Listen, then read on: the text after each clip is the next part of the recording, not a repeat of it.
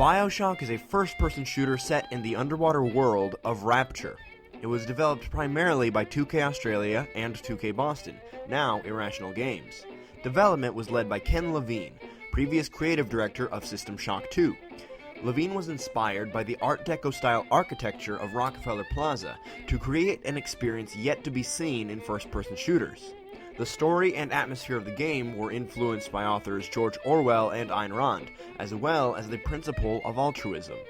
The blend of Art Deco-style architecture and mid-Atlantic personalities make the game stand out, and in fact, hosts one of the most recognizable and unique characters in gaming history, the Big Daddy. Bioshock was met with critical acclaim upon release, several Game of the Year awards, and had sold over 2.2 million copies on the Xbox 360 before even being ported to the PS3.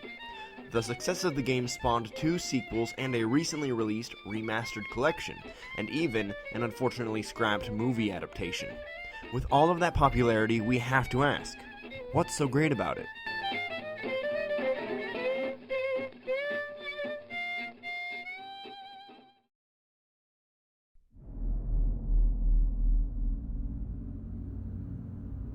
The year is 1960, and you are Jack, just a regular guy flying home over the mid-Atlantic when suddenly things go wrong. Your plane crashes and you are the only survivor. You swim to a lighthouse, the only structure within sight, where you find a submersible vehicle. It could be your only option to get out of here, so you hop in.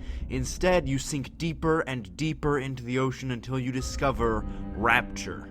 A now dystopian society constructed by pioneer Andrew Ryan in an attempt to create an ideal world without, as he says, the parasites of church and state. Upon arrival to Rapture, you are greeted and guided by Atlas, a man attempting to reunite with his family by overthrowing and defeating Ryan, who has become a tyrant. Having no other guidance or options, you decide to help this man as he assists your safe travels through the underwater city. As you explore Rapture, you meet a whole host of unique characters, all more insane than the last. Yet, in a scary twist, the world and characters seem more sane as you become more accustomed to your situation. As the city has fallen apart, it has become populated by splicers, once average citizens who have been distorted and mutilated by overdosing on Adam, a material that once injected into the body produces superhuman powers such as shooting electricity or freezing enemies. Jack uses the genetic powers to clear a way towards Andrew Ryan in order to overthrow his tyranny. Through the course of the game, the choices that the player makes lead to 2 possible endings. As the story progresses, the ideas of right and wrong become more and more distorted. Rather than deciding based on what would be a better strategy for their playstyle, players must make decisions that feel right to them, on a personal level, within a crazy universe where morals are upside down.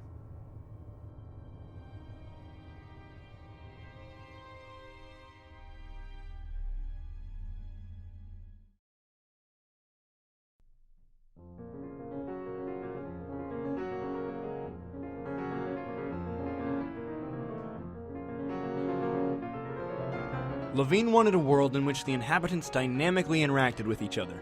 The structure of NPCs began by being based around a drone that would collect a resource, a protector who guarded the drone, and harvesters who tried to steal the drone. These eventually developed into the Little Sisters, Big Daddies, and Splicers.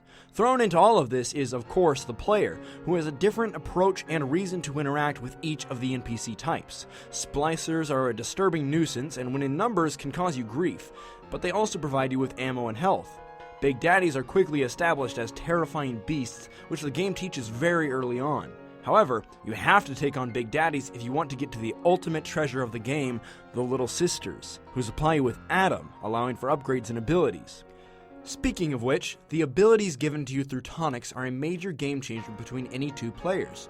Many tonics have to be discovered in the world through exploration, or even interacting with random items in the environment. Depending on which tonics a player has access to can substantially influence their playstyle, from run-and-gun action with weapon boosts to slow-paced environmental manipulation through hacking upgrades.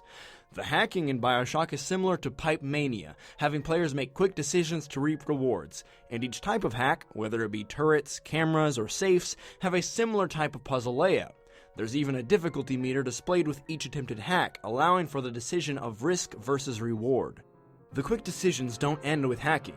Combat is very fast-paced. The lack of conventional cover keeps you moving, and manipulating a balance of health, ammo, first aid, and Eve keeps you on your toes. Decisions need to be made on how to approach a room of enemies or type of enemy based on what resources you have access to.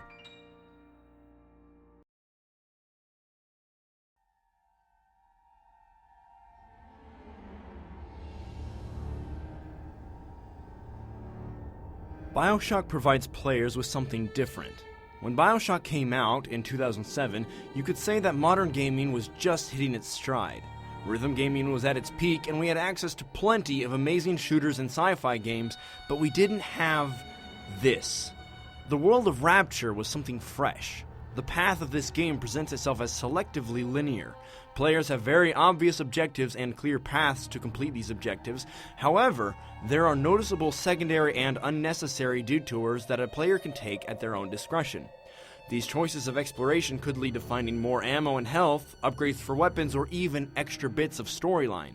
When a player is ready to return to the quest at hand, it's nearly impossible to get lost, as Bioshock has one of the most intuitive navigation systems in any video game to date, which is simply enough: a single arrow at the top of the heads-up display that not only points to your next objective, but points precisely in the direction you need to walk, including which stairs to climb and which corners to turn.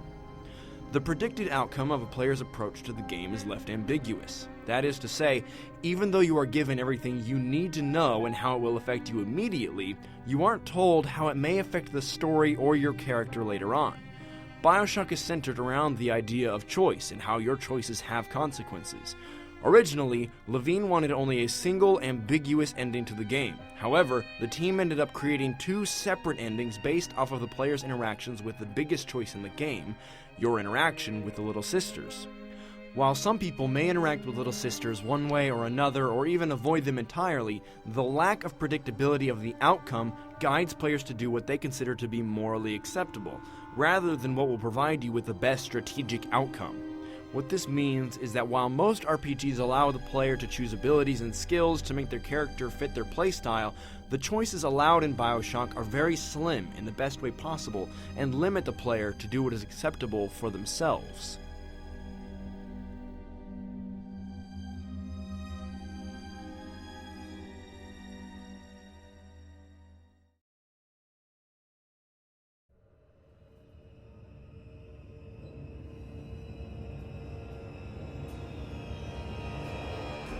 Sure, you have all of these elaborate architectures, enjoyable tunes, and bright lights to guide you, but on the opposite end of the spectrum is the eerie side of the aesthetics.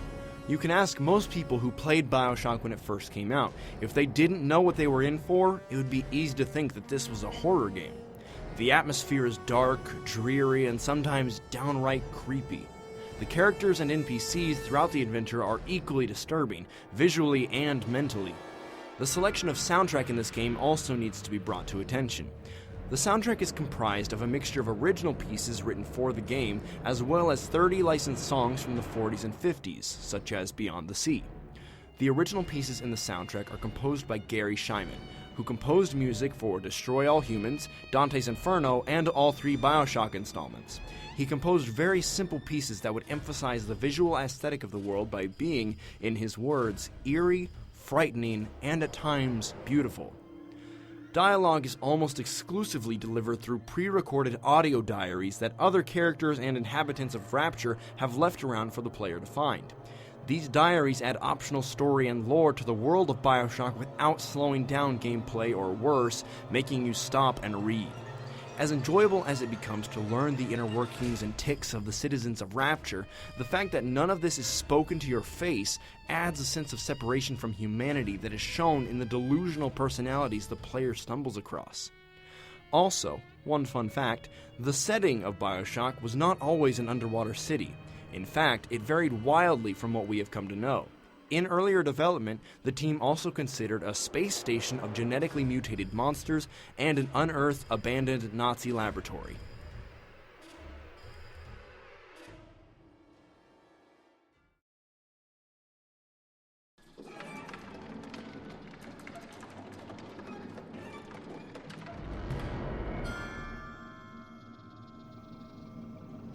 Thrown headfirst into the world of Rapture, it seems that the only way to experience Bioshock is to just go with the flow.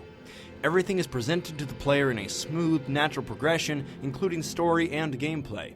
Though you don't know what's going on, you're kept on edge the entire course of the game. Bioshock is built for fans of first-person shooters who want a new environment to explore. It's for fans of historical fiction and genre-bending experiences. It's also for gamers who want a concise story, but also the freedom to explore what's around them without the deterrent of losing track of your quest. So it's time we ask the question, what's so great about Bioshock? 2007 was a big year in gaming, with so many great releases on the 7th generation consoles. But through all of the pretty lights and shiny new games, the grittiness of Bioshock stood out. The decision-centric storyline and optional linearism in gameplay promoted players to make decisions they would actually make for themselves, rather than for upgrades and power-ups at stake. There are no sides of good and bad in this story, there's just you and what you know to be true in that moment. The retro-style environment gave a dark, mature experience of wonder while being both disturbing and beautiful, shrugging away from games that were attempting to be more realistic in a cookie-cutter fashion, just because graphics were becoming more capable. Bioshock strove to be something different in the shooter market and blew the roof off its own aspirations. That is what's so great about Bioshock.